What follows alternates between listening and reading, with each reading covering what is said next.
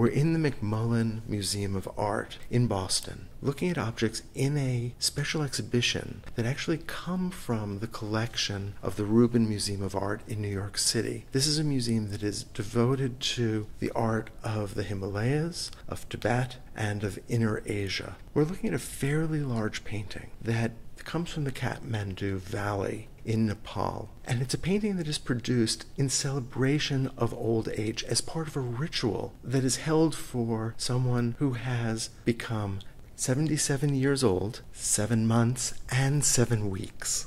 It is called Jyatha Janko, and it is meant to celebrate someone reaching this stage in their life. And this painting will be used for worship by the elders after the ritual and after they pass this threshold of 77 years, 7 months, and 7 weeks. So my question is, why this particular number? In Newar culture, 7 is considered a complete set. The Newars live in the Kathmandu Valley in Nepal. And they are one of the ancient native cultures and people of the Kathmandu Valley. This painting plays an important role in the ritual itself. The painting is actually required to be commissioned by the family for the ritual. So the upper portion of the painting usually depicts the stupa, various deities arrayed around the stupa, and these 2 registers in the bottom illustrate the ritual itself, where you can see the ritual moving leftward. And what happens during the ritual is that the elders are celebrated. They receive this Abhisheka ritual. You see there's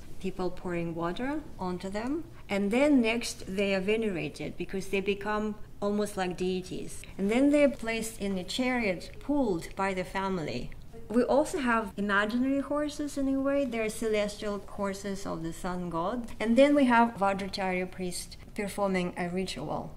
And in the bottom we have the family who sponsored the ritual. On the left, usually male members of the family, and on the right we have female members of the family. I'm struck by the difference in the representation of the people enjoying the ritual itself and the deities that are represented. The bodies tend to be more frontal, and these figures tend to be seen in profile. The deities, especially Buddhist deities, are usually represented frontally because they're meant to be imagined, visualized. There are so many figures in this painting, but each is represented in a particular way in order to help us quickly and clearly identify who they are and what they represent. Deity Ushnishavijaya, depicted in the dome of the stupa, is usually protected by these 4 scary-looking, wrathful deities who are part of the Ushnishavijaya's mandala or entourage. They're so dynamic and they give a sense of action and energy.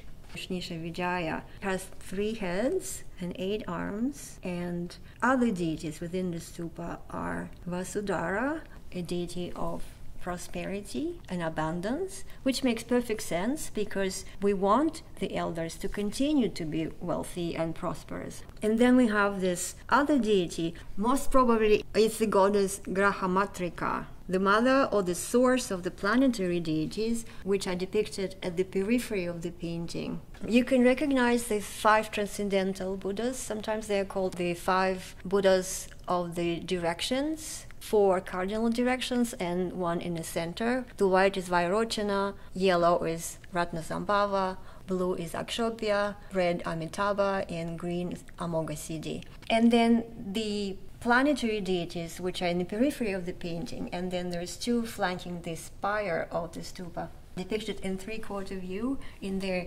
recognizable iconography. And then in the bottom we have the Manjushri, deity of wisdom. During the ritual, the family and the elders also accumulate positive karma. So that ensures not only that they will continue living in good health, be prosperous in their retirement, strengthen their life, and also assure the good next rebirth. It's a wonderful occasion to honor the elders in the family and maintain this historical record of the family's existence and social standing. Some families actually make financial sacrifices to honor their elders.